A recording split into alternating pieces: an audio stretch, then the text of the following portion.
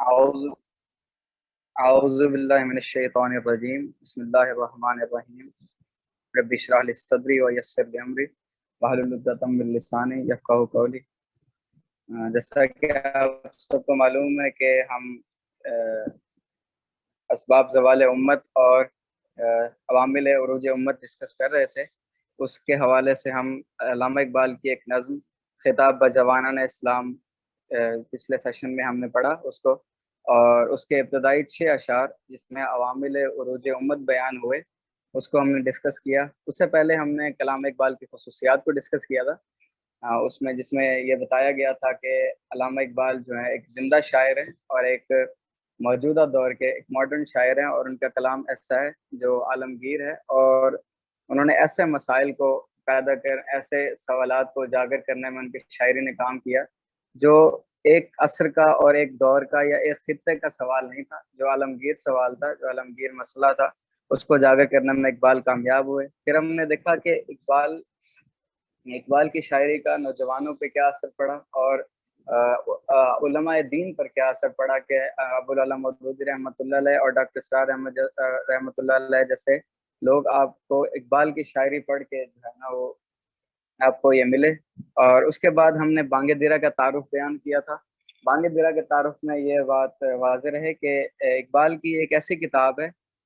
جو اقبال کے فلسفے کو ریلیٹ کرتی ہے، کہ اقبال کا جو مسلم امہ کا فلسفہ ہے وہ یہ تھا کہ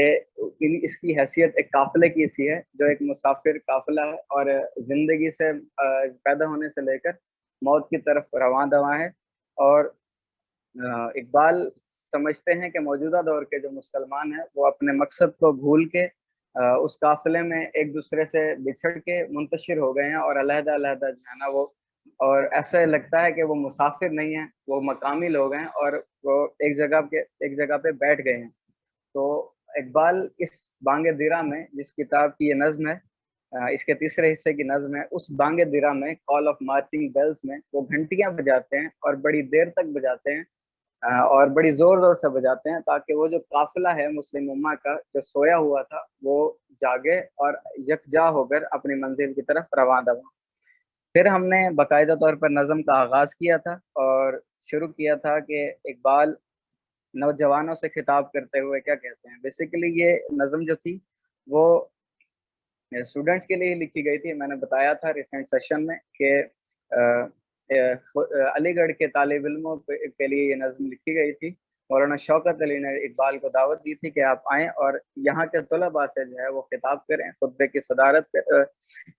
اجلاس کی صدارت کریں۔ اقبال نے ان سے معذرت کی تھی اور اقبال نے کہا تھا کہ اقبال نے جواب میں یہ نظم لکھ کر بھیجی تھی۔ تو یہ بیسیکلی اسٹوڈنٹس کے لیے ہی تھی اور نوجوانوں کے لیے تھی۔ تو اقبال اس میں پہلے 6 اشعار میں عوامل عروج امت بیان کرتے ہیں کہ اے مسلمانوں، اے مسلمان نوجوانوں، جب آپ نے دیکھا تھا کہ آپ کے پاس آپ کے جو اسلاف تھے ان کے پاس کیا نظام تھا، کیا زبردست نظام تھا۔ یہ وہ دور تھا جب نوجوان مسلمانوں کے ذہن میں یہ چیز پینیٹریٹ کر دی گئی تھی کہ آپ لوگوں کے پاس کوئی سسٹم نہیں ہے، آپ لوگ جو ہے نا وہ محکوم قوم ہیں اور آپ کو کچھ بھی نہیں ہے، آپ کی ویلیو کچھ نہیں ہے۔ یہ جب انگریز نے بر صغیر پر قبضہ کیا تو یہ چیز نوجوانوں میں پینیٹریٹ کی گئی۔ تو اقبال وہی بانگ درا کی جو گھنٹیاں ہیں وہ ان نوجوانوں تک پہنچانا چاہ رہے ہیں کہ اے نوجوانوں، تمہاری حیثیت یہ نہیں تھی جس کو تم اب سمجھ کے بیٹھ گئے ہو، جو تم اس قافلے کو تم نے جو ہے نا وہ مقامی سمجھ لیا ہے اور تمہاری تحریک نہیں رہی۔ یہ آج کے جو اشعار ہیں ان میں بھی یہ چیز آئے گی کہ اب وہ محرک نہیں رہے نوجوان۔ تو اس کی کیا وجہ ہے؟ تو اس کے ابتدائی 6 اشعار میں بھی اقبال نے یہی بیان کیا کہ تمہارا قانون یہ تھا، تم کیا تھے؟ تم ایک ایسا آسمان تھے جو دنیا کو روشن کرتے تھے، تم وہ گردوں تھے جس کے ستارے سے پوری دنیا کی تابانی ہوتی تھی۔ تمہیں اس قوم نے آغوش محبت میں پالا ہے جنہوں نے تاج سر دارا کو چڑھ ڈالا تھا اپنے پاؤں کے نیچے، جنہوں نے ایرانی بادشاہوں کے تخت کو اپنے پاؤں کے نیچے روندا اور ان کی تہذیب کو اپنے اندر ضم کر لیا، اور اس کے بعد تم تمدن آفرینی کرنے والے ہو۔ تم نے ایک تہذیب کو نیا رخ دیا، ایک ایسی تہذیب جو گمراہی پر اور بے حیائی پر مبنی تھی، تم نے اسے ڈھالا ایسے سانچے میں جو مکمل، نہ اس میں کوئی گمراہی ہے نہ بے حیائی ہے، اور مکمل پاک اور صاف تمدن تم نے دیا دنیا کو، تم وہ تمدن آفرینی کرنے والے ہو، اور تم وہ خلاق آئین جہاں داری ہو، تم نے ایسے آئین جہاں داری تخلیق کی ہے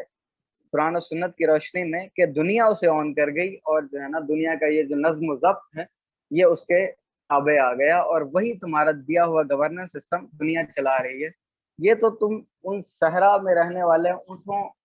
یہ تو وہ لوگ تھے جو صحرا میں رہنے والے اور اونٹوں کی نگہبانی کرنے والے تھے، جنہیں کوئی علم نہیں تھا۔ اللہ تعالیٰ نے انہیں کتاب ہدایت پکڑا دی، اور انہیں ایسا تمدن اور ایسی خلاق آئین جہانداری انہیں ایسا بنا دیا کہ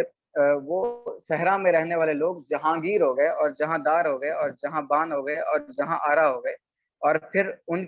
کی خصوصیات کیا ہوا کرتی تھی؟ وہ فقر پر فاخر ہوا کرتے تھے، الفقر فخری ہوا کرتے تھے، بھلے ہی وہ شان امارت نہیں کیوں نہ ہو، بھلے ہی ان کے پاس دنیا جہان کی جو ہے وہ سلطنت ہی کیوں نہ ہو، لیکن پھر بھی وہ فقیروں کی زندگی گزارتے تھے۔ فقیر ایک ایسا لفظ ہے جسے ایک ٹائٹل کے طور پر استعمال کیا جاتا تھا کہ اللہ تعالیٰ کا وہ بندہ جو دنیا کی دولت سے بے نیاز ہے، اسے صرف اللہ کا خوف ہے اور اللہ ہی کے لیے سب کچھ کرتا ہے۔ اور پھر اس کے بعد ہم نے پڑھا کہ ان میں گدائی کی کیا صفات تھی؟ ایسی صفات تھی کہ وہ اتنے غیور تھے کہ کوئی انہیں کچھ دینا چاہتا تھا تو اسے ڈر لگتا تھا کہیں یہ مجھے ریجیکٹ نہ کر دے، کہیں یہ میرا کچھ لینے سے انکار نہ کر دیں۔ یہ وہ غیرت تھی جو انہیں دین نے دی۔ اس کے بعد ہم نے پڑھا کہ اقبال کہتے ہیں کہ میں تمہیں کیا بتاؤں کہ وہ صحرا میں رہنے والے لوگ جنہیں کسی چیز کا سینس نہیں تھا، انہوں نے کیا کیا کر دکھایا جب دین ان کے پاس آیا، جب محمد صلی اللہ علیہ وسلم نے ان کی ٹریننگ کی اور اللہ تعالیٰ کے دیے ہوئے قوانین پر وہ چلے، تو انہوں نے کیا کیا؟ انہوں نے جہاں گیری کی، انہوں نے جہاں داری کی، انہوں نے جہاں بانی کی، اور انہوں نے جہان کی آرائش کی۔ تو یہ ان کی خصوصیات تھی۔ اب اقبال کے جو آج کا ہمارا لیکچر ہے اس کو اس شعر سے شروع کریں گے کہ اگر چاہوں تو نقشہ کھینچ کر الفاظ میں رکھ دوں۔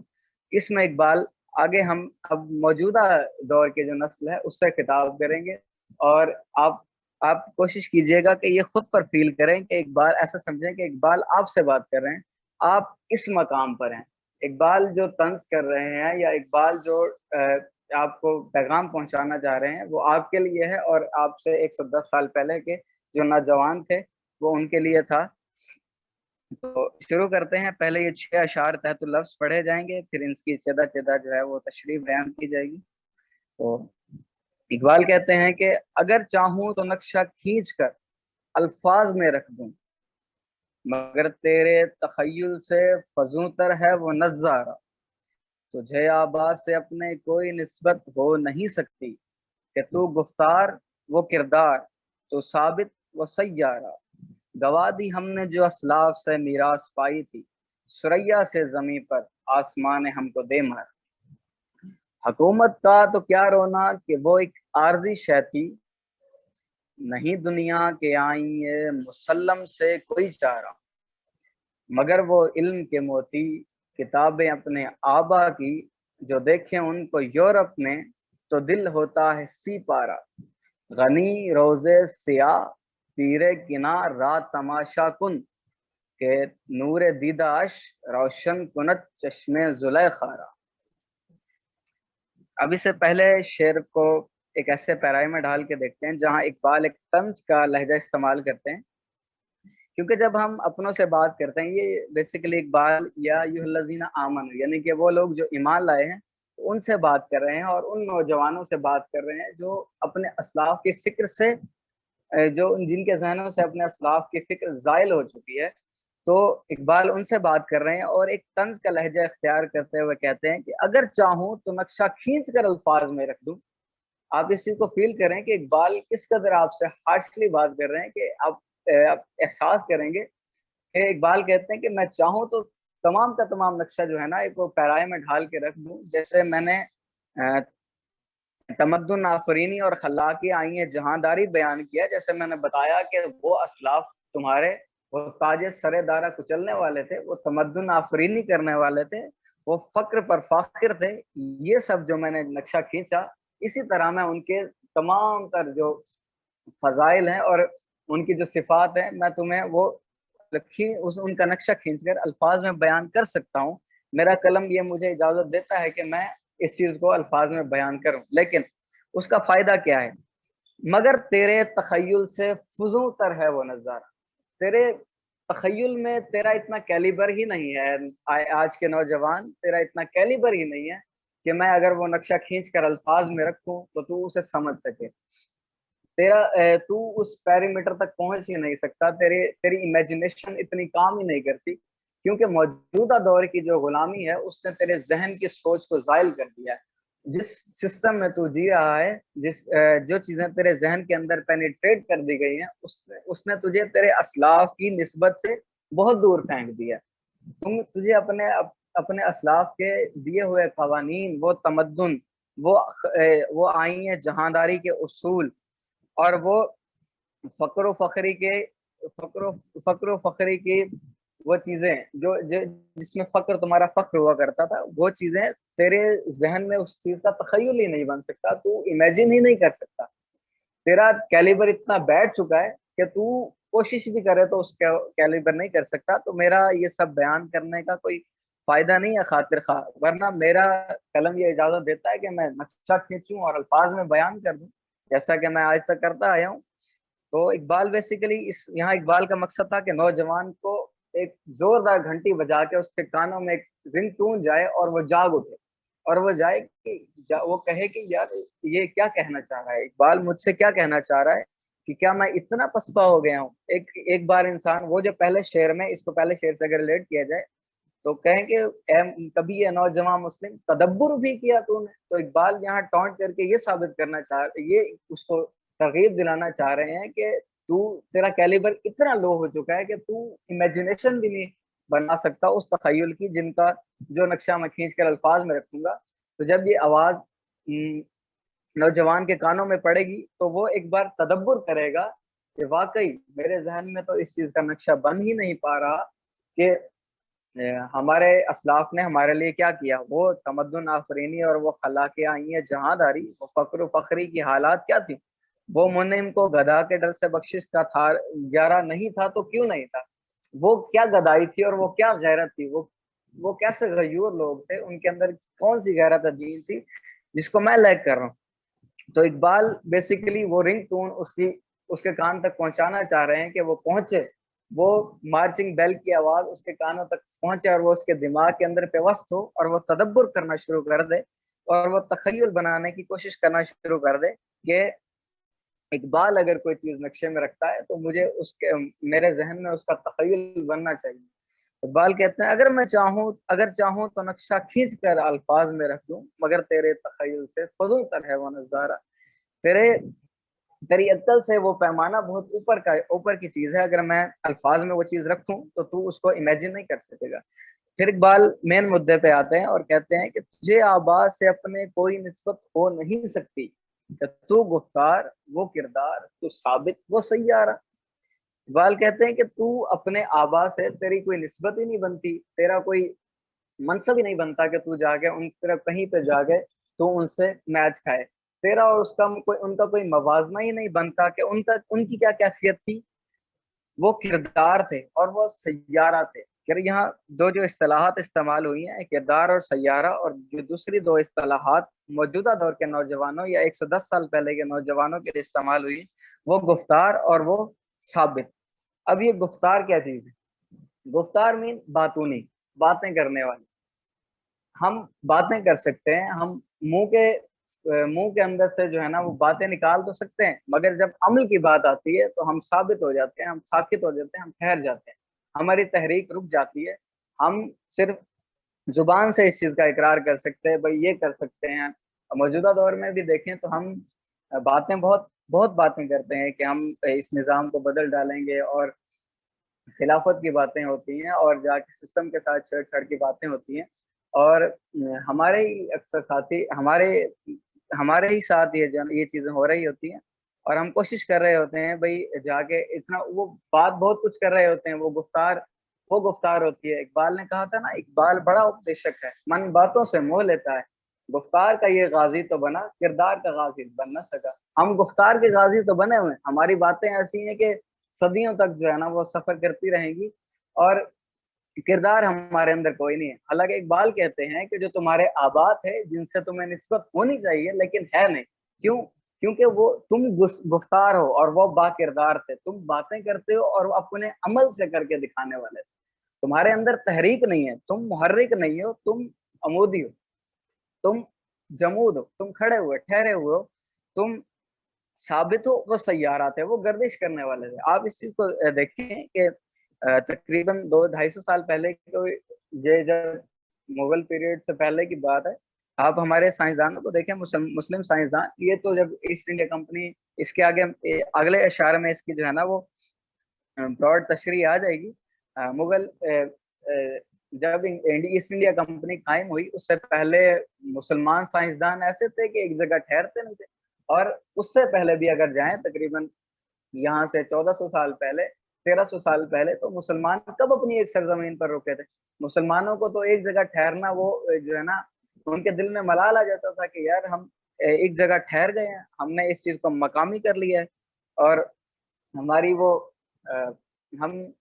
कोई ना कोई तहरीक क्यों नहीं कर रहे, हम आगे क्यों नहीं बढ़ रहे, हम कोई नया इलाका क्यों नहीं फतह कर रहे। ये उन 1400 साल पहले वाले मुसलमानों की कैफियत थी जो हमारे आबाद है, जिनसे हमें निस्बत होनी चाहिए थी। मगर इकबाल कहते हैं कि क्यों कि तुम साबित हो और वो सैयारा थे, वो गर्दिश करने वाले थे, वो चलने वाले थे। इसी तरह 250-300 साल पहले अगर आप जाएं तो अल बैरूनी हो गए, इब्न हैसम और अबू अली सीना, आप इनके वर्क्स देखें तो इन्होंने ऐसे ऐसे प्रिंसिपल और एक साथ एक ऐसी ऐसी चीजें करने वाले एक ही बंदा जो है, वो शायर है, वो फिजिशियन है, वो एस्ट्रोनॉमर है, वो पोइट है, और उसके बाद एक एक बंदा अपने अंदर एक विमान समोए हुए है, वो बायोलॉजी पढ़ रहा है, वो फिजिक्स पढ़ रहा है, वो केमिस्ट्री पढ़ रहा है। वो भी तब जब कोई सोर्स नहीं था। आजकल तो ये जब अंग्रेजों के पास, इंग्लैंड के पास, यूरोप के पास ये चीज गई, उस वक्त तो टेक्नोलॉजी बहुत टेक्नोलॉजी में बहुत ज्यादा फरोग आ चुका था, और उस वक्त तो काफी चीजें आसान हो गई थी। ये 300 साल पहले अगर आप जाएं, 350 साल पहले, तो उस वक्त तो ये सोर्सेज नहीं थे, माइक्रोस्कोप नहीं था। 1600-1700 ईस्वी में जाएं तो उस वक्त तो माइक्रोस्कोप नहीं था, उस वक्त तो कोई ऐसी चीजें नहीं थी, उस वक्त ना लाइट माइक्रोस्कोप था ना इलेक्ट्रॉन माइक्रोस्कोप। उसके बावजूद वो गैब पर यकीन करने वाले, वो मुसलमान, वो इराकी, वो ईरानी, वो आयरिश, वो ऐसी ऐसी तहकीक करके ऐसी ऐसी चीजें अपनी किताबों में लिख गए कि हमारे वहम गुमान में जो है ना वो चीजें नहीं। अलबैरूनी की एक किताब है जिसमें एक ऐसी चीज लिखी हुई है जिसके ऊपर यूरोप आज तक तहकीक नहीं कर सका। अलबैरूनी ने अपनी किताब में लिखा कि जो मौसीकी है वो जानवरों के ऊपर क्या इफेक्ट करती है। जानवर जो, जैसे सांप है, अगर बीन बजाई जाए तो उसके दिमाग पर असर होता है और वो बाहर आ जाता है और वो उस पर मदहोश होने लगता है। तो ये क्या चीज है, जो बीन की कौन सी ऐसी आवाज है जो सांप के ऊपर असर अंदाज हो रही है। इसी तरह अगर सितार बजाया जाए तो ऊंट के दिमाग दिमाग पर इफेक्ट करता है। अगर गिटार की तारें बजाई जाए तो वो गाय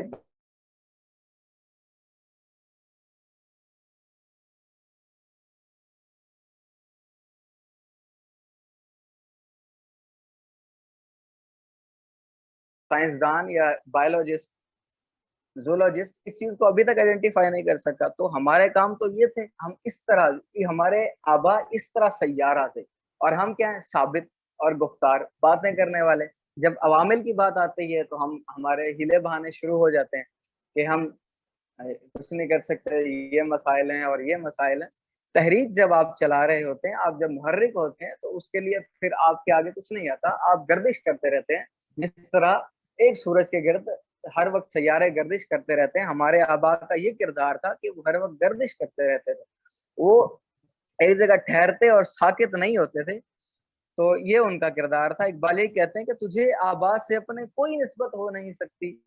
कि तू गुफ्तार वो किरदार, तू साबित वो सैयारा, तू ठहरा हुआ है, तू सिर्फ बातें करने वाला है, और वो करके दिखाने वाले, वो अमल करने वाले मुसलमान थे, और वो सैयारा थे, वो तहरीक चलाने वाले, वो मुहर्रिक नौजवान थे, और तुम जमूद हो, तुम ठहरे हुए हो। ये इकबाल पैगाम देना चाह रहे हैं आज के मुसलमानों को। फिर इकबाल ये अब आगे बात कर रहे हैं, अब जो इसमें मेन मुद्दा है वो इस शेर में आएगा, वो लफ्ज है मीरास।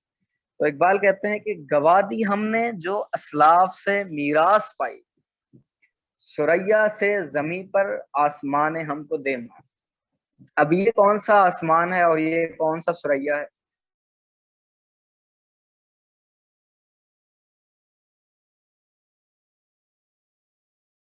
مزید اصطلاحات بھی ہیں، بہرحال اسے بلندی کا مقام ہی کہا جائے تو یہ اس کی تشریح کے لیے موزوں ہوگا۔ تو اقبال کہتے ہیں کہ وہ آسمان نے تمہیں، وہ کون سا آسمان جس کا اقبال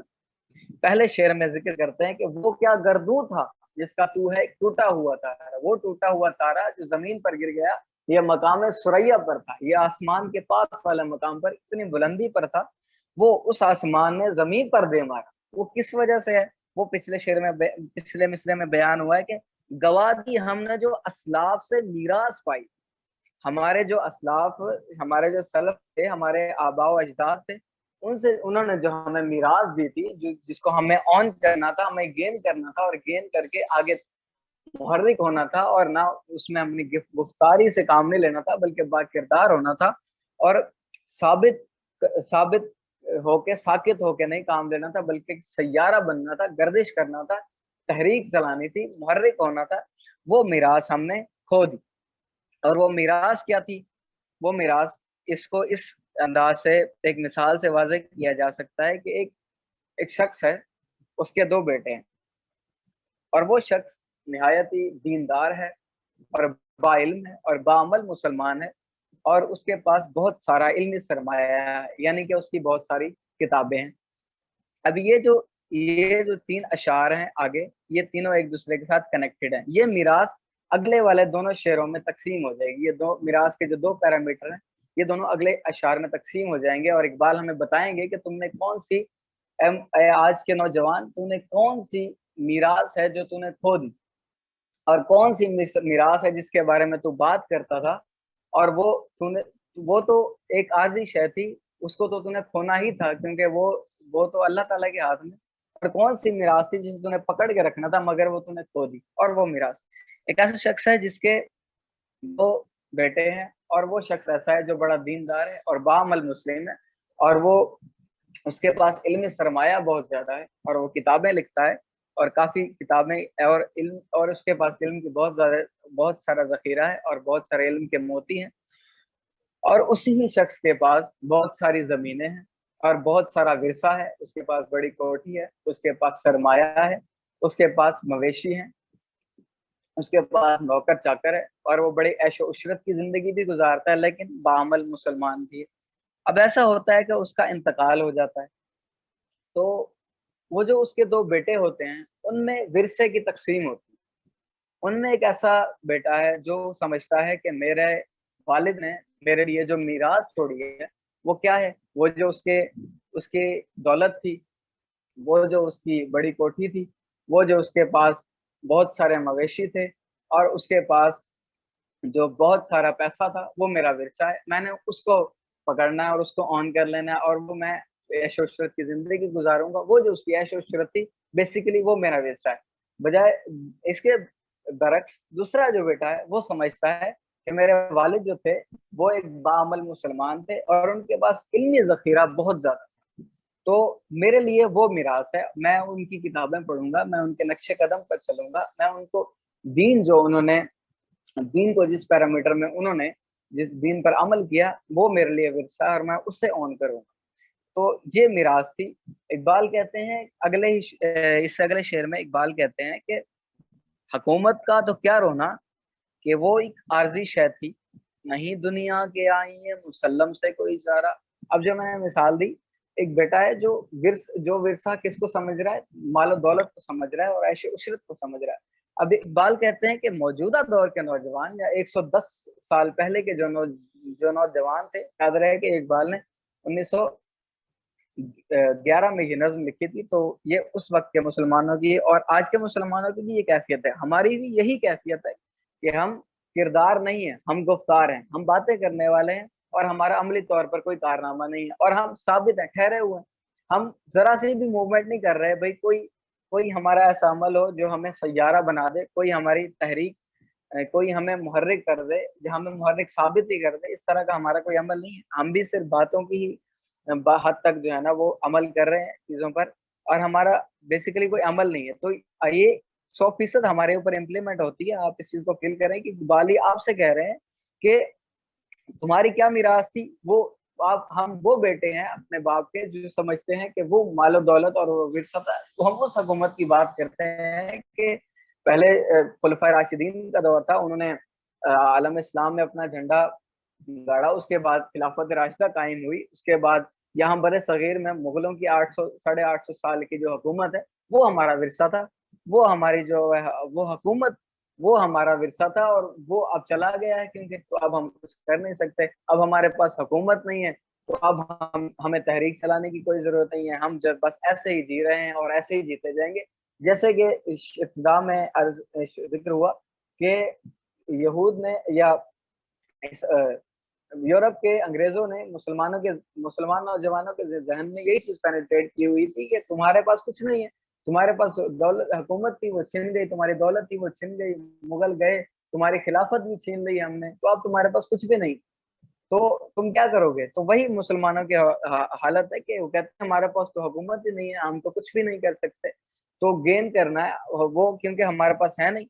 तो हमारी मीरास तो वही थी, तो हम अब कुछ नहीं कर सकते। तो इकबाल कहते हैं कि हुकूमत का तो क्या रोना, कि वो एक आर्जी शय थी, नहीं दुनिया की आई है मुसल्लम से कोई इशारा, कि दुनिया के माने हुए यूनिवर्सल कानून से तो कोई आप नहीं टक्कर ले सकते। वो तो अल्लाह ताला का एक कानून है, वो कभी किसी को हुकूमत देता है, कभी किसी से हुकूमत ले लेता है, और कभी हुकूमत दे के आजमाता है, कभी हुकूमत ले के आजमाता है, कभी आपका सब्र आजमाता है, कभी आपको बेबहाद मालो दौलत देता है और ढीला छोड़ देता है कि देखे, आपको हुकूमत देता है और ढीला छोड़ देता है कि देखें कहाँ तक मेरा दीन का निफाज करते हैं, और कहाँ तक जो है ना ये दीन पर मुस्तहकम रहते हैं। तो ये हुकूमत तो एक आर्जिश है जो आपसे आपको मिली और आपसे छीन ली गई, इसके ऊपर क्या तबसरा, ये तो एक आर्जिश है, तो उसका क्या रोना, उस पर क्या रो रहे हो मौजूदा दौर के मुसलमानों। आपको हुकूमत से क्या गरज थी, आपको अपने आबा से निस्बत क्या हुकूमत के लिए थी, जो उनके पास जो हुकूमत थी, आप उन उसके लिए उनके साथ जुड़े हुए थे, आपने उस अपनी निस्बत उसके जरिए आपने बनाई हुई थी उनके साथ। नहीं दुनिया के आई मुसल्लम से कोई चारा, मुसल्लम यानी कि तस्लीम किया हुआ, ये जो यूनिवर्सल एक कानून है दुनिया का कि हर एक चीज आपको मिलती है और फिर वो छीन ली जाती है, तो वो हर चीज आपके पास हमेशा नहीं रहती, हत्ता कि आपकी अपनी जिंदगी आप भी आपके पास हमेशा नहीं रहेगी। तो आप क्या क्या जवाब करते हैं कि आपके पास हमेशा हुकूमत रहनी थी, हुकूमत का कोई रोना नहीं है, वो तो एक आर्जिश है थी, आपको दी थी और आपसे वापस ले ली। जो असल चीज थी वो क्या थी, मगर वो इल्म के मोती, किताबें अपने आबा की जो देखें उनको यूरोप में तो दिल होता है सीपारा। इससे पहले इकबाल, इसका बैकग्राउंड ये है कि इकबाल इससे पहले 1905 से 1908 तक सफर यूरोप इकबाल का पहला, उस उनमें इकबाल ने इटली देखा है, जर्मनी देखा, इनकी बड़ी बड़ी लाइब्रेरीज देखी, और इकबाल ने नोटिस किया कि वो अली सीना, अल बैरूनी, इब्न हसम और अब्दुल मलिक असमाई, और ये जो इतने बड़े बड़े दीन हमारे साइंसी उलूम के और पोइट, और ये जो पोइट थे इनकी किताबें उनकी लाइब्रेरीज में सजी पड़ी, और वो उनके ट्रांसलेशन किए जा रहे हैं और वो नई तहकीक किए जा रहे हैं, और वो हमारे ऊपर आके रूल कर रहे हैं। तो इकबाल इकबाल कहता है कि दिल मेरा 30 टुकड़े हो जाता है जब मैं देखता हूँ कि मैंने हम अपने इल्म के मोती जिसको हमने ओन करना था, ये वो मालो दौलत थी, ये वो विरसा था जिसको दूसरा बेटा समझ रहा था कि ये मेरा विरसा है। हमारे असलाफ ने हमारे लिए ये विरसा छोड़ा था, हमारे लिए वो किताबें, वो इल्म के मोती छोड़ के गए थे, वो तमद्दुन आफरीनी की किताबें छोड़ के गए, वो तमद्दुन आफरीनी का इल्म और वो गवर्नेंस सिस्टम हमारे लिए छोड़ के गए थे। वो ताजे सरेदार को चलना और वहां पे अपनी तहजीब को जम कर देना, वो हमारे लिए इकबाल कहते हैं कि वो हमारे लिए हमारे असलाफ छोड़ के गए थे। वो इल्म के मोती हमारे लिए बाइस शर्फ थे अगर वो हमें मिल जाते, मगर क्या हुआ, ये असबाब जवाल उम्मत में सबसे मेन जो है वो फैक्टर है कि हमारे आबा की जो किताबें हैं वो ले गए यूरोप, और उनको यूरोप में देखकर हमारा दिल जो है वो 30 टुकड़े हो जाता है, वो सिपारा हो जाता है कि जो चीजें हमारी थी وہ اب یورپ استعمال کر رہا ہے. وہ علم کے موتی جو ہم نے اڈاپٹ کرنے تھے، جن سے ہم نے سیکھنا تھا، وہ اب یورپ آن کر کے بیٹھا ہوا ہے، اور جو ہے نا وہ ہم پر چارج کر رہا ہے، اور ہمیں یہ کہتا ہے کہ تمہارے پاس کوئی نظام نہیں تھا، اور تمہارے پاس کوئی، تم ایسے ہی آ گئے ہو. تو اقبال ان نوجوانوں کو یہ پیغام پہنچانا چاہتے ہیں کہ اے قافلے والو، اے مسلمانوں، اے نوجوانوں، جو تم سو رہے ہو، منتشر ہو، اپنے قافلے سے جدا ہو گئے ہو، کٹ گئے ہو، اب جاگو اور اپنے اندر یہ سینس پیدا کرو، اپنے مائنڈ میں یہ تخیل بناؤ کہ تمہارے اسلاف نے تمہارے لیے کیا وراثت چھوڑا. تمہارے لیے ایک حکومت، ایک عارضی حکومت نہیں چھوڑی تھی. کیونکہ حکومت جب تک آپ کے پاس اعلیٰ اخلاق ہے، حکومت تب تک آپ کو ملے گی، اور اس کے اندر برکات بھی تب ہوں. آپ کسی بھی دور میں دیکھ لیں، آپ خلافت راشدہ کو لے لیں، خلافت راشدہ میں آپ خلافت عثمانیہ کو لے لیں، خلافت عثمانیہ میں ابتدائی طور پر جہاں جب تک ان کا خلوص رہا، تب تک ماشاء اللہ سے وہ غزہ کی تحریک بھی چلتی رہی، اور علاقے انہوں نے فتح کیے، حتیٰ کہ قسطنطنیہ تک پہنچ گئے، اور وہ کزل علما انہوں نے حاصل کر لیا، اور اس کو اپنے اندر ضم کر لیا، اور وہ کنٹنسٹائن کو انہوں نے ایسے شکست دی، اور اس چرچ کو انہوں نے آن کر لیا، جس کو 10 بادشاہ جو ہے نا وہ فتح کرنے کی کوشش کرتے رہے، اس کو آن کر لیا، اور انہوں نے آدھا یورپ اپنے اندر ملا لیا. لیکن پھر ہوا کیا؟ پھر جب انہوں نے حکومت کو ہی سب کچھ سمجھ لیا، اور جو ہے نا یورپ سے جزیہ مانگنے لگے، تو یورپ کے جو لوگ تھے، جو عیسائی تھے، وہ کہتے تھے وہ لوگ کہاں گئے جو پھٹے پرانے لباس میں آتے تھے اور پیوند لگے ہوئے کپڑوں میں آتے تھے، اور ہم سے جزیہ لیتے تھے، اور ہم ان سے ڈرتے بھی تھے، اور ان کو جزیہ دے دیتے تھے، اور وہ ہماری حفاظتیں کرتے تھے. تو تم اب ایسے کیسے، آپ تو تم شاہانہ انداز میں آنے لگے ہو، تو یہ کیا طریقہ؟ انہوں نے کہا اب تو حالات اچھے ہو گئے ہیں، اب تو ایسا کوئی معاملہ نہیں رہا. تو انہوں نے کہا اگر ایسا معاملہ نہیں رہا تو ٹھیک ہے، پھر یہاں سے چلے جائیں، ہم آپ کو جزیہ فراہم نہیں کرتے. تو پھر وہ روب و دبدبہ، وہ جلال جو مسلمانوں کا تھا، وہ جاتا رہا. پھر جب 10 سے 12 عثمانی بادشاہ حکومت کر چکے، تو وہ پھر ملوکیت آ گئی ان کے اندر، اور وہ اس کے بعد ان کا ڈاؤن فال شروع ہو گیا. پھر وہ 300-400 سال کا جو ان کے گولڈن ایرا رہا، وہ انہی کے آبا کی برکات تھی کہ ان کے اندر جو اخلاص تھا وہ چلتا رہا، اور انہی کی برکات کی وجہ سے وہ خلافت میں رہے. لیکن پھر کیا ہوا؟ ان سے چھن گئی، وہ عیاشی میں پڑ گئے، اور وہ علم اور حکمت کے موتی اور وہ اخلاص انہوں نے اپنے اندر سے ختم کر دیا، اور ان سے اعجاز بھی چھین لیا گیا، اور ان سے بیت المقدس بھی چھین لیا گیا، اور یہ ساری چیزیں جو ہے نا وہ ختم ہو گئیں. اور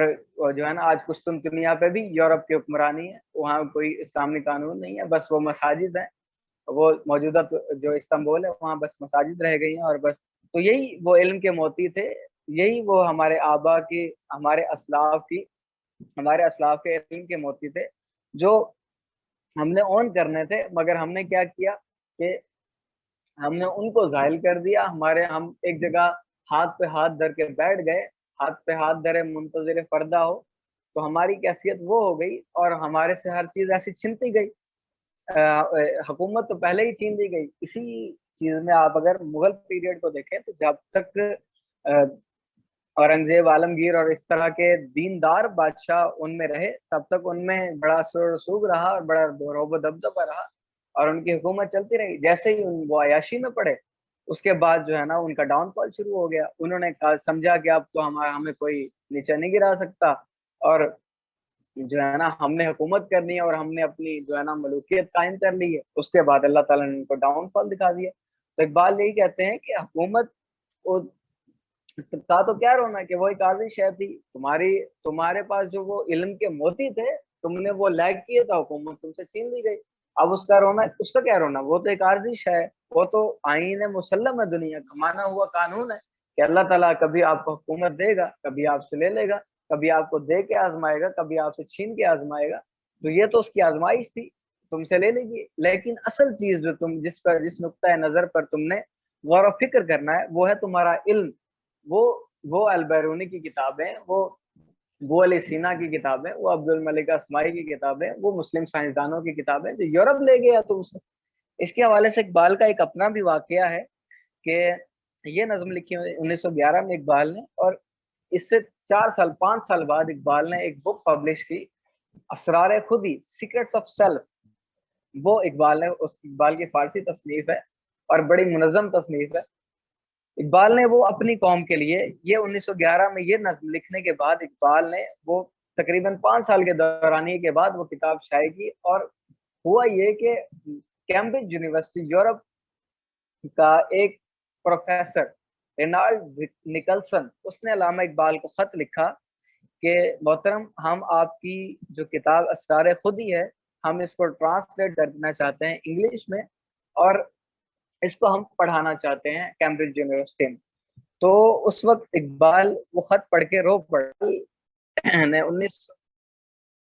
اقبال نے 1916 میں ایک کتاب لکھی سیکرٹس آف سیلف کے نام سے۔ تو رینالڈ نکلسن نے علامہ اقبال کو خط لکھا کہ ہم اس کتاب کا ترجمہ کرنا چاہتے ہیں انگلش میں، اور اس کو کیمبرج یونیورسٹی میں پڑھانا چاہتے ہیں کیونکہ یہ ہمارے اسٹوڈنٹس کے لیے بہت مفید ہے۔ تو اقبال کی آنکھوں میں بے اختیار آنسو آ گئے، اور ان سے فقیر وحید الدین جو ان کے شاگرد تھے انہوں نے پوچھا کہ محترم یہ کیا وجہ ہوئی کہ آپ کی آنکھوں میں آنسو آ گئے؟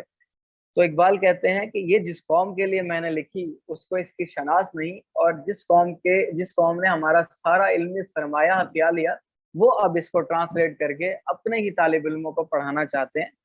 تو یہ حالات تھے ہمارے اس وقت کے نوجوانوں کے بھی اور آج کے نوجوانوں کے بھی، آج کے ہم کیا چیز آن کرنا چاہ رہے ہیں۔ ایک حکومت کے اوپر روئے جا رہے ہیں کہ حکومت ہم سے چھن گئی تو اب ہم کچھ نہیں کر سکتے۔ تو ہمارا اصل ورثہ تو یہ علمی سرمایہ تھا جس کو ہم نے چھوڑ دیا، اور ہم حکومت کے پیچھے پڑ گئے۔ اقبال کہتے ہیں کہ آپ وہ علم کے موتی اون کریں جو یورپ نے آپ سے ہتھیا لیے، آپ اس کو، نبی کریم صلی اللہ علیہ وسلم نے فرمایا نا کہ علم مومن کی گمشدہ میراث ہے، اسے جہاں دیکھے وہاں پا لے۔ تو علم تو ہماری وہ میراث ہے، وہ گمشدہ میراث ہے جو ہمارے اسلاف نے ہمیں دی تھی، لیکن اس کو ہم سے چھین لیا گیا، وہ یورپ اٹھا کے اپنے پاس لے گیا۔ ہم نے اس کو آن کرنا ہے اور اس علم کو اپنے اندر اپنے اوپر امپلیمنٹ کرنے کی کوشش کرنی ہے، تاکہ ہماری پھر وہ اس کی برکات سے وہ دین کا علم، وہ علمی سرمایہ، وہ ہمارے آباء و اسلاف کی کتب، وہ جن میں ایسے ایسے قوانین تھے جس میں تمدن آفرینی اور تخلیقی آئین جہاں داری کے گورننس سسٹم کے اصول تھے، ان کو ہم نے آن کرنا ہے، اور ان کو اپنے ذہن کے اندر ضم کرنا ہے، اور حکومت سے تب ہمارے پاس حکومت بھی واپس آئے گی، اور تب جو ہے نا وہ دنیا میں ہماری جو پہلے والی حالت تھی وہ ہمارے پاس واپس آئے گی۔ علم سرمایہ ہم نے اپنے اندر کھو دیا ہے اور ہم حکومت کے اوپر رو رہے ہیں۔ اب اس نظم کا جو ہے وہ آخری مصرع ہے۔ یہ اس مصرے کے بارے میں تھوڑا سا بتا دوں کہ یہ غنی کاشمیری ایک قدیم شاعر ہیں، فارسی زبان کے ہی شاعر ہیں، پرشین لینگویج کے، اور ان کی ایک غزل کا مصرع ہے اور آخری مصرع ہے کہ غنی روزے سیاہ پیرے کنا رات تماشا کن کہ نور دیداش روشن کنت چشمے زلیخا۔ غنی کاشمیری کہتے ہیں کہ اے غنی پیر کنا، یعنی حضرت یعقوب علیہ السلام کی سیاہ بختی تو دیکھ کہ نور دیداش، ان کی آنکھوں کا، ان کے نظر کا جو نور تھا، روشن کنت چشمے زلیخا، وہ زلیخا کی آنکھوں کو جو ہے وہ روشن کر رہا ہے جا کے، یعنی کہ وہ ان کی آنکھوں کو وہ جو ہے نا ان کی یاد میں آنسو بہا بہا کے انہوں نے اپنی آنکھوں کی بینائی جو ہے نا وہ ان کی آنکھوں کی بینائی چلی گئی ہے۔ تو اقبال اس دور میں وہ اس علمی سرمایہ کی بات کر رہے ہیں کہ ہمارے جو آبا تھے، ہمارے اسلاف تھے،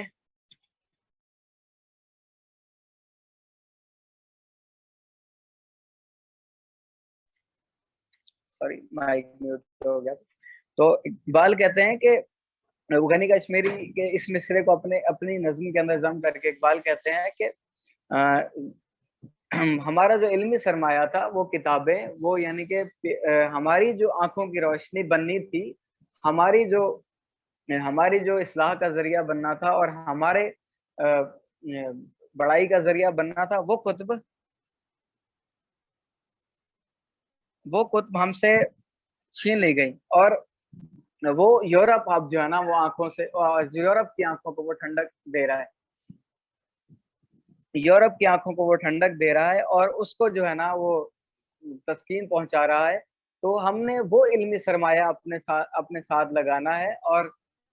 اس کو جو ہے نا آن کرنا ہے، اور اس کے ذریعے ہم اصلاح اپنی کریں گے، اور پھر ہمیں حکومت بھی ملے گی، پھر اس کی برکات، اور پھر جو ہے نا الحمدللہ سے پھر وہ حالات واپس آ جائیں گے کہ جیسے ہمارے اسلاف کے تھے۔ پھر ہم وہ تمدن آفرینی اگر اپنے اوپر امپلیمنٹ کریں گے تو پھر خلا کے آئی ہیں جہانداری کو پڑھیں گے اور اس کی امپلیمنٹیشن کے لیے کام کریں گے، تو ہمارے وہ عوامل، اب اس کو اس پیرائے میں دیکھیں کہ وہ عوامل، وہ سٹیجز کیا تھیں؟ وہ سٹیجز اگر ایکسپلین کی جائیں تو جو پہلے لیکچر میں تھی عوامل عروج امت، اگر ان کو دیکھا جائے تو وہ یہی تھی کہ ہم تمدن آفرین ہوا کرتے تھے، ہم خلا کے آئیے جہاں داری ہوا کرتے تھے۔ جب سے ہم نے وہ ورثہ چھوڑا، ہم نے کیا کیا؟ تخیل کی پستی آ گئی ہمارے اندر، ہم تو یہ امیجن نہیں کر سک رہے کہ ہمارا جو ہے نا وہ ہمارا پاس کیا تھا، ہمارے اسلاف نے ہمیں کیا ورثہ دیا، ہم اس چیز کا تخمینہ لگانے کے بھی جو ہے نا قابل نہیں رہ سکے، اور اور پھر اس خلا کے آئیے جہاں داری کو نہیں پا سکے تو ہمارا کیا ہوا کہ ہم جمود فکر و عمل ہو، ہم ٹھہر گئے، ہم کردار نہیں بن سکے، ہم گفتار بن کے رہ گئے، اور ہم سیارہ نہیں بن سکے، ہم ثابت بن گئے، ہم ٹھہر گئے، ہمارے اندر کوئی تحریک نہیں تھی، ہم محرک نہیں ہو سکے۔ اور یہ وہ اسلاف کی اور وہ علم کے موتی چھوڑنے کی جو ہے وہ کمی تھی۔ اقبال یہی آج کے نوجوان کو بھی، آج سے 110-11 سال کے پہلے کے نوجوان کو بھی یہی درس دے رہے ہیں، اور یہی اقبال کا خطاب بجوانان اسلام تھا، یعنی اسلام کے نوجوانوں سے یہی خطاب تھا کہ اے آج کے نوجوان، تو نے اپنے اسلاف کی روش کو چھوڑا، ہو گئی کس کی نظر ترک سلف سے بیزار۔ ہماری جو طرز سلف جو ہمارا تھا، ہمارے اسلاف کا جو طرز تھا، ہم نے اسے چھوڑ دیا، اور حالات کیا آ رہے کہ تم کو اسلاف سے کیا نسبت روحانی ہے، تجھے آبا سے اپنے کوئی نسبت ہو نہیں سکتی، کہ تو گفتار وہ کردار، تو ثابت وہ سیارہ۔ حالات تو تیرے یہ ہیں کہ تو ایک امیجنیشن بھی نہیں کر سکتا، اپنے ذہن میں وہ تخیل بھی نہیں لا سکتا کہ وہ تمدن آفرینی اور وہ تخلیقی آئین جہانداری تھا کیا۔ اے آج کے مسلمان، اپنے آپ کو اس بات پر تدبر کر کہ تو اس تخیل کو اپنے ذہن کے اندر بنانے کے میں کامیاب ہو جائے کہ کیا تیرے اسلاف نے کیا کیا چیزیں چھوڑی، کیا وہ فقر و فخری تھے، وہ شتربان، وہ دنیا، اور وہ شتربان تھے، وہ اونٹوں کو سوارنے والے تھے، وہ صحرا نشین تھے، اور ان کے پاس ایک ایسا علمی سرمایہ ہاتھ لگ گیا جسے المصحف القرآن کہتے ہیں، اور ان کے پاس جو نبی کریم صلی اللہ علیہ وسلم کی تعلیمات تھی، اس کی سپرویژن میں انہوں نے ساری دنیا پر جہانگیری کی، جہانداری کی، جہاں آرائی کی اور جہاں بانی کی۔ تو اے آج کے مسلمان، اگر تو اپنے اسلاف کی جو ان کی سکھائی ہوئی ٹیچنگز ہیں، وہ علم و حکمت کے موتی ہیں، اگر اس سے آن کر لیتا ہے اور یہ حکومت کرونا چھوڑ دیتا ہے کہ وہ تو ایک عارضی شے ہے کہ اس آئین مسلم سے تیرے لیے کوئی چارہ ہی نہیں ہے، وہ تو ہونا ہے اور ہو کے رہ گیا ہے، اب تیرے پاس کوئی حکومت نہیں ہے۔ اے آج کے مسلمان، اس چیز کو پیدا کر، اور اپنے ذہن کے اندر تمدن کر کے وہ تخیل پیدا کر کہ تیرے آبا نے جو تیرے لیے چیزیں چھوڑی، وہ علم کے موتی چھوڑے۔ پھر کیا ہوگا؟ پھر ایسا ہوگا کہ جو یوسف آنکھوں کا نور تھا پیر کنا کے لیے، یعقوب علیہ السلام کے لیے، وہ پھر جو ہے نا وہ 40 سال بعد وہ کرتا وہ آئے گا، اور وہ اپنی آنکھوں سے لگائیں گے اور وہ روشن ہو جائے گا۔ تو یہی وہ علم کے موتی ہیں جو پیرہن یوسف بنے گا ہمارے لیے، اگر ہم اسے اپنی آنکھوں سے لگائیں گے تو پھر وہ زلیخا کی آنکھوں کی ٹھنڈک بننے کے بجائے، وہ یورپ کی آنکھوں کی ٹھنڈک بننے کے بجائے، وہ مسلمانوں کے عروج کا اور عروج کے عوامل کا سبب بنے گا۔ یہ تحریک تھی اور یہ اقبال کا پیغام تھا موجودہ نوجوان کے لیے کہ اے نوجوان، تدبر کر اور یہ سوچ کہ تیرا اسلاف تیرے لیے کیا چیزیں چھوڑ کے گئے تھے اور تو کیا ہو گیا ہے، اور تیرے پاس ایک نظام ہے، سارا کچھ تیرے اسلاف نے تجھے دیا ہے۔ یہ جو یورپ کہتا ہے کہ یہ سارا تو کچھ بھی نہیں، اور یہ سب کچھ تو ایک پسماندہ اور بے حال ایک قوم ہے، یہ مسلم قوم جو بے حال قوم ہے، ایک جو حکومت کے نیچے آنے والی قوم ہے، ایسا نہیں تھا۔ تیرا بیک گراؤنڈ ایسا ہے کہ تو دنیا کو گورننس سسٹم دینے والا ہے، تو جہانگیر ہے، جہاں دار ہے، جہاں بان ہے اور جہاں آ رہا ہے. یہ اقبال کا پیغام تھا نوجوانوں کے لیے. جزاک اللہ خیر. وآخر الدعوانا ان الحمد للہ رب العالمین. الحمد للہ رب العالمین. تو اب اس حوالے سے اگر آپ کا کوئی سوال ہو تو وہ کر لیجئے. لیکچر مکمل ہوا. اور اقبال کے پیغام کو بھی سمجھیے، اور اللہ تعالی ہمیں اس کو سمجھنے کی بھی توفیق عطا فرمائے، اور اللہ تعالی ہمیں تدبر کرنے کی توفیق عطا فرمائے، اور اس بات کی تہ تک پہنچنے کی توفیق عطا فرمائے کہ ہمارے جو اسلاف کے دیے ہوئے قوانین ہیں، اگر ہم ان پر تدبر کر لیں تو ہمارے لیے پھر وہ خلا کے آئی ہیں جہاں داری والے کیفیت پیدا ہو جائے. جزاک اللہ خیر. السلام علیکم. اچھا باسط بھائی، وعلیکم السلام. میں نا آپ کی ویسے اس بات کے اوپر سوال یہ کرنا چاہوں گا کہ آپ نا یہاں پہ ایک آدھی مثال دے دیں کوئی ایسی کہ جس طریقے سے آپ بتا رہے ہیں کہ مسلمان تھے وہ خلا کے آئین جہانداری، کہ آپ نے دنیا کو کیسے چلانا ہے اور آپ جو ہے وہ دنیا کو کیسے لیڈ کرتے رہے ہیں. یہاں آپ نے تمدن آفرینی کی ہے، تو جی اب اس کے اندر کوئی مثال ایسی دے دیں کہ جو مسلمانوں نے دنیا کو نئی چیز متعارف کروائی ہو. اکثر اوقات جو ہے وہ لوگ یہ سوال کرتے ہیں کہ آپ نے ایسا کیا نیا دے دیا ہے دنیا کو، یہاں آپ نے کیا کیا ہے دنیا کے لیے، کوئی ایسا کام کہ جو آپ سے پہلے نہیں تھا اور آپ کے بعد شروع ہو گیا. جی عمر بھائی، یہ اگر آپ 1300 یا 1400 سال پہلے جائیں جب خلیفہ دوم کا دور تھا، اگر اس کو نبی کریم صلی اللہ علیہ وسلم کی بعثت سے بھی پہلے اگر ہم لے لیں تو آپ دیکھیں کہ اس وقت عرب کے کیا کنٹریز کے بھی حالات کیا تھے. ایران کس لیول پہ تھا، the great Persian empire, the great Roman empire کس سٹیج پر تھا. وہ ایک طبقاتی ریاست بن چکی تھی، اور ایک ایسا سسٹم تھا کہ ایک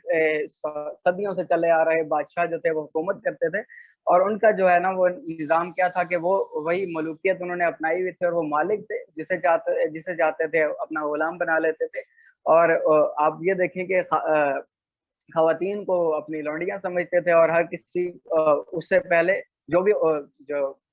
سرمایہ دار تھے، جو اس وقت کے سرداران تھے، وہ اپنے آپ کو حاکم سمجھتے تھے، اور وہ یہی تھے کہ جو رعایا ہے ہماری، یہ ہماری ملکیت ہے. تو جب اسلام آیا، جب نبی کریم صلی اللہ علیہ وسلم کی بعثت ہوئی، اس وقت یہ جو قوانین نبی کریم صلی اللہ علیہ وسلم نے دیے، خواتین کو حقوق دیے گئے، اس کے علاوہ دوسری چیزیں، اور اس کے بعد جو ہے نا یہ ملوکیت کا خاتمہ ہوا، اور تمام کے تمام للہیت کے انڈر ہو گئے، اللہ تعالیٰ کے قوانین کے انڈر ہو گئے، اور اللہ تعالیٰ کے جو قوانین تھے وہ لوگوں کے لیے آئین جہانداری بن گئے. اور اس کے بعد اگر آپ خلیفہ دوم کے دور میں دیکھیں تو اس سے پہلے آپ کیا دیکھتے ہیں کہ اس سے پہلے کس چیز کا نظام تھا، کیا گورننس سسٹم تھا، کہاں گورنر بٹھایا جاتا تھا کہ یہ جو ہے نا یہ چیزیں معاملات دیکھے گا. قاضی کا کیا سسٹم تھا وہاں پہ، عدالتوں کا کیا سسٹم،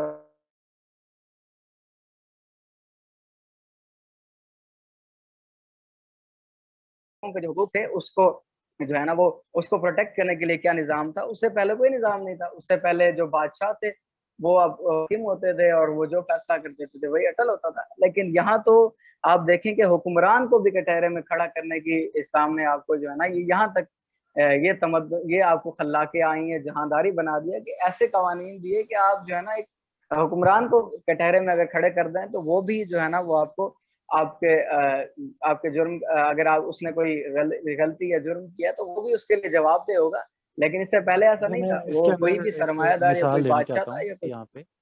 آپ نے جس طریقے سے جی ایکسپلین ضرور کیا، دیجیے. تو اگر ہم جی رسول اللہ صلی اللہ علیہ وسلم کی دنیا میں بعثت سے پہلے دنیا کو دیکھیں اور اس کے بعد کی دنیا کو دیکھیں، جی تو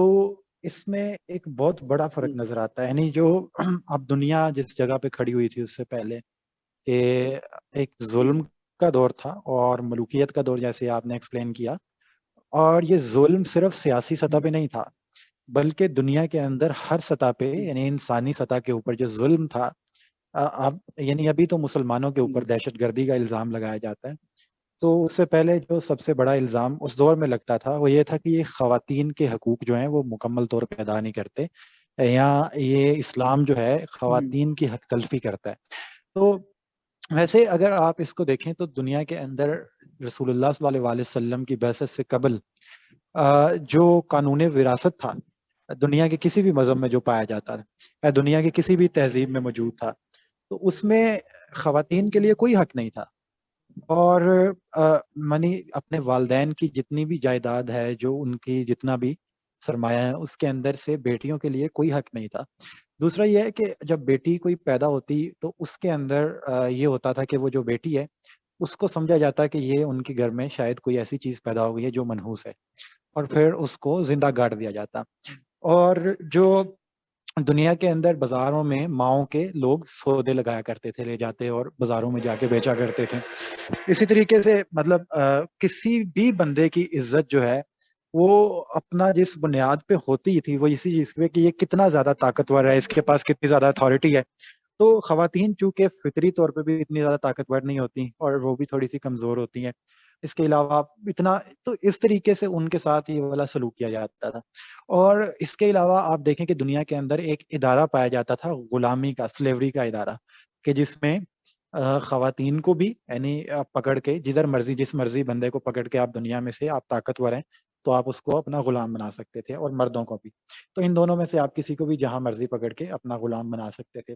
اور مزید اس کو آپ تھوڑا سا اوپر لے جائیں سیاسی سطح کے اوپر،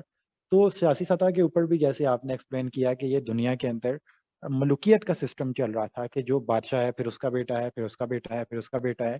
تو یہ ایک سلسلہ وار ایک چیز ایک چین چل پڑی ہے اور ان کو کوئی آنکھ نہیں دکھا سکتا، بلکہ جو مذہب اس کا ہے ساری ریاست کا وہی مذہب ہے. جس عورت کے اوپر بادشاہ نے ہاتھ ڈال دیا چاہے وہ کسی کی بیوی ہے بیٹی ہے بس وہ اس کی ہے.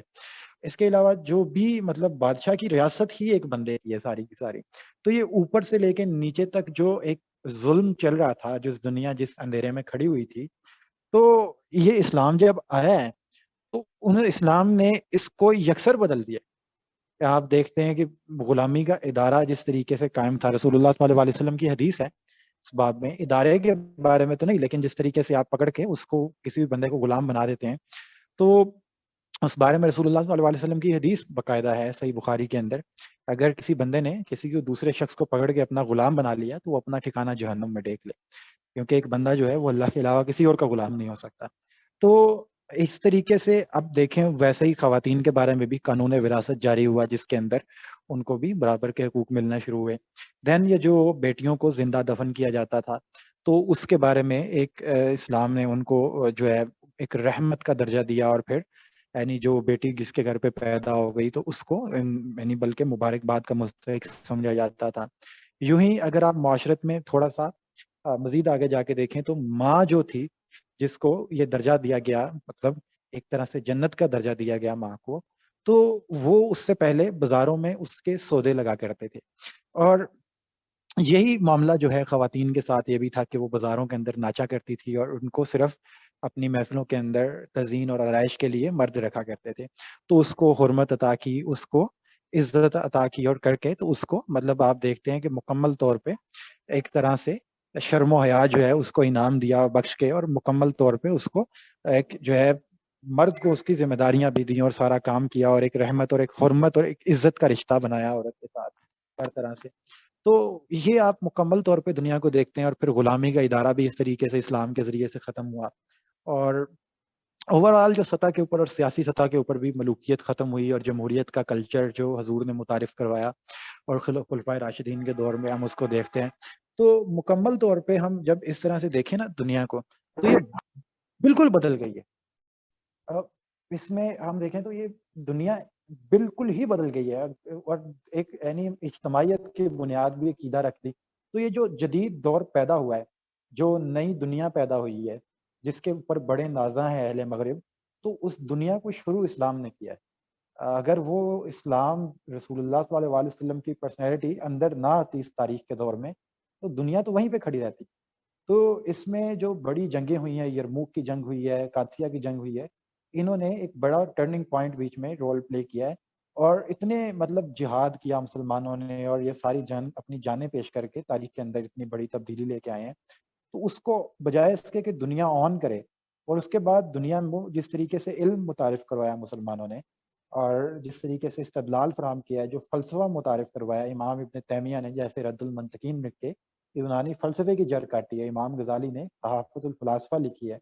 اور بڑی بڑی یعنی ہمارے یہاں پہ جو ڈاروینین ایوولوشن کی تھیوری ہے اس کی بیس کہاں سے لی ہے؟ ابو عثمان جو ہمارے ابو عثمان ابن ہیثم جو ہمارے سائنسدان تھے مسلمان، انہوں نے سب سے پہلے یہ تھیوری پیش کی. دنیا میں پہلی میڈیسن مسلمانوں نے بنا کے دی اور کیمسٹ دنیا کا پہلا مسلمان تھا. تو اس طریقے سے ہم نے ایک نئی دنیا کی شروعات کی. تو اس دنیا کی شروعات اب ہم نے کی تو کوئی ہمیں اس کے اوپر ایڈمائر نہیں کرتا. کرنا چاہیے، یعنی نیچرلی مسلمانوں کو اس کے اوپر ایڈمائر کرنا چاہیے، لیکن اس کے بجائے وہ مسلمان جو ہیں وہ خود ان تمام تر چیزوں کے دشمن بن گئے. انہوں نے ان تمام تر چیزوں کو ترک کر دیا ہے. یہاں پہ جب کوئی نئی ٹیکنالوجی ہمارے سامنے آتی ہے، کیمرہ آتا ہے اسے دجال کہہ دیتے ہیں، موبائل آتا ہے اسے کذاب کہہ دیتے ہیں، فرعون کہہ دیتے ہیں، شیطان کہہ دیتے ہیں. تو اسی طرح سے جو میڈیسنز ان کے ہاں آتی ہے اس کے بارے میں پروپیگنڈا کرتے ہیں کہ پتہ نہیں کون سی یہودی سازش آ گئی ہے. تو یہ یہاں پہ مسلمانوں کا جو اپنا علمی رویہ ہے وہ اس سے بالکل الٹ وہیں پہ جا کے کھڑا ہو گیا ہے. جیسے اس وقت عیسائی تھے کہ ان کے سر میں درد ہوتی تھی، وہ سر میں کیل ٹھوکا کرتے تھے کہ بندے میں روح آ گئی ہے. تو یہ ان کا اہل مغرب کا اس وقت طرز عمل تھا. اور مسلمانوں کا کیسے طرز عمل تھا کہ وہ کیسے دنیا کو آگے لے کے بڑھ رہے تھے. لیکن اب تاریخ نے پلٹا کھایا ہے پچھلے 300-400 سال کے اندر کہ مسلمانوں نے وہ رویہ اختیار کر لیا جو ان کا تھا، اور انہوں نے وہ رویہ اختیار کر لیا جو مسلمانوں کا تھا. اور وہ ایک حساب سے یہ ایسا نہیں ہوا کہ وہ آپ کی کتابیں زبردستی آپ کی چوری کر کے لائبریری سے لے گئے ہیں، بلکہ یہ ہے کہ جو طریقہ کار آپ کا تھا، جو کام آپ نے شروع کیے تھے، جس دنیا کی بنیاد آپ نے رکھی تھی، چاہیے تو یہ تھا کہ اس کو اہتمام پہ بھی آپ ہی لے کے جاتے. لیکن آپ نے اپنے اس ورثے کو چھوڑ دیا، اس کو اہتمام پہ آپ نہیں لے کے گئے، آپ نے اس کو سائڈ پہ رکھ دیا. تو اس کو اہل مغرب آگے لے گئے اور آپ اس جگہ پہ آ کے کھڑے ہو گئے جہاں پہ آج سے 400 سال پہلے کلیسا کھڑا. تو اب ہماری ہی کتابوں سے، ہمارے ہی علم سے، ہماری قربانیوں سے، یہ ہم نے خون دیا ہے، ہم نے جنگیں کی ہیں، ہم نے دنیا کو نیا علم متعارف کروایا ہے، اور ہم دنیا کو ایک نئی جگہ پہ لا کے ہم نے کھڑا کیا ہے، پرانی دنیا کو دفن کر کے ایک نئی دنیا میں لا کے کھڑا کیا ہے. تو اس سے فائدہ اہل مغرب نے اٹھا لیا اور ہم نے اس کو چھوڑ دیا، اس چیز کو ترک کر دیا. تو یہ ایک بہت جامع پیغام ہے اس کے اندر کہ ہم دیکھیں کہ ہم کر کیا رہے ہیں، ہماری اپنی حرکتیں کیا ہیں. آج دنیا میں ہم اپنے آپ کو بھی نہیں جانتے. اور اس میں ایک اور بھی چیز ہے نا کہ تیرے تخیل سے فسوں تر ہے وہ نظارہ، کہ ہم اس چیز کو سوچ بھی نہیں سکتے اور ہماری ذہن بھی اس طرف نہیں جاتا، ہماری سوچ بھی اس طرف نہیں جاتی کہ ہم اپنا دوبارہ سے عروج و کمال حاصل کریں. تو کیونکہ سوچتے ہی نہیں ہیں، یہ امید بھی نہیں رکھتے اور اس بارے میں سوچتے ہی نہیں ہیں، اور نہ ہی اس بارے میں کوئی خواہش بھی نہیں رکھتے، اور نہ ہی جو ہے وہ ہم کوئی گول اپنا اس طریقے سے رکھتے ہیں. بلکہ ہم نے اپنے گولز بھی بڑے سطحی قسم کے رکھے ہوئے ہیں کہ اچھی جاب مل جائے اور شادی ہو جائے اور پھر دیٹس آل، اور اچھا گھر بنا لیں. تو یہ سطحی قسم کے جو سارے گولز رکھے ہوئے ہیں، یہ ہم نے اپنے آپ کو سمجھا ہوا ہے سارا کا سارا. لیکن حقیقتاً دیکھیں کہ ہم نے کیا کیا ہے، ہم کون تھے تاریخ کے اندر، ہمارا کردار کیا تھا تاریخ کے اندر، ہمارا رول کیا ہے پوری ہسٹری کے اندر، کہ ہم نے ایک نئی دنیا پیدا کر دی ہے. مطلب اب دیکھیں کہ ہم ایک نئی دنیا کے بانی ہیں، نئی دنیا کے موجد ہیں. اس وقت ساری دنیا جہاں پہ کھڑی ہوئی ہے ہم اس کے موجد ہیں. تو اب اس کے اندر امیجن کرنے کی ضرورت ہے کہ دیکھیں ہم نے اپنے آپ کو کس پستی میں گرا دیا کہ ہم ایک نئی دنیا پیدا کر کے سائڈ پہ ہو گئے. تو وہ آخر میں وہی مولانا سید ابوالعلا مودودی صاحب کی وہ جملہ کوٹ کروں گا جو انہوں نے تفہیمات میں لکھا تھا، کہ اپنا تنقیحات میں لکھا تھا کہ مسلمان اپنے اسلاف کے بچھائے ہوئے پھولوں بھرے بستر میں 400 سال تک سوتے رہے، لیکن جب ان کی آنکھ کھلی تو انہوں نے دیکھا کہ فرنگی تلوار اور قلم اٹھا کے دنیا پہ مسلط ہو چکے. تو یہ اب ہم دیکھ رہے ہیں کہ ہم واقعی ابھی ہماری آنکھ کھلی، ہم دیکھتے ہیں کہ یہ کیا ہو گیا ہمارے ساتھ، اور پھر ہم نے وہی اس کے اندر اس غلامی کو قبول کر لیا، اس ذہن کو ہی اسی طریقے سے ہم نے قبول کر لیا. ہم نے سوچنا کیسے ہے ہم وہاں سے دیکھتے ہیں، ہم نے لکھنا کیا ہے، بولنا کیا ہے، کرنا کیا ہے، سب کچھ ہم وہاں سے لیتے ہیں. جبکہ ان کی بنیاد کس جگہ پہ کھڑی ہے؟ ہمارے اوپر کھڑی ہے. ہم نہ ہوتے تو یہ دنیا ہی یہاں پہ یعنی موجود نہ ہوتی، اس جگہ پہ یہاں پہ پہنچی ہوئی ہے. تو ہم نئے دور کے بانی ہیں، تو اپنے آپ کو پہچانیں، اپنی صحیح حیثیت کو متعین کریں، ہم کیا تھے اور کیا ہو گئے ہیں، اور ہماری اس کے اندر کیا کیا غفلتیں ہیں. یہ اقبال نے مکمل اس کے اندر اپنا سارا فلسفہ بیان کیا ہے. اس کے اندر مزید کسی کا کوئی سوال ہے وہ کریں، اور اس کے اوپر سوچیں ذرا، کہ یہ سوچنے کی چیزیں ہیں، یہ ترک کرنے کی پڑھنے کی چیزیں نہیں ہیں، بلکہ یہ سوچنے کی باتیں ہیں. یہ لیکچر لینے کی یا سننے کی یا پڑھنے کی نہیں، بلکہ سوچنے کی باتیں ہیں. اس کے اوپر پونڈر کرنا چاہیے کہ دیکھیں یار واقعی میں مطلب ہم میں وہ، تو پھر بندے کے اندر احساس پیدا ہوتا ہے کہ یار واقعی جس طرح میں کہا نا کہ اپنا یعقوب علیہ السلام کی آنکھوں کے نور سے جو ہے وہ زلیخا جو ہے وہ رہنمائی حاصل کر رہے ہیں، تو ہمارے جو آنکھوں کا نور تھا اس سے وہ جو ہے اہل مغرب اپنی رہنمائی حاصل کر رہے ہیں، وہ آگے جا رہے ہیں اور ہم اسی کو لے کے پیچھے چلے گئے، ٹھیک ہے، ہم نے اس کو اختیار نہیں کیا. تو یہی ہے سارا مسئلہ ہے جو ہمارے اندر پیدا ہو چکا ہے. اللہ تعالیٰ عمل توفیق عطا فرمائے. کوئی سوال ہے تو کر لیجیے گا ورنہ لیو کریں.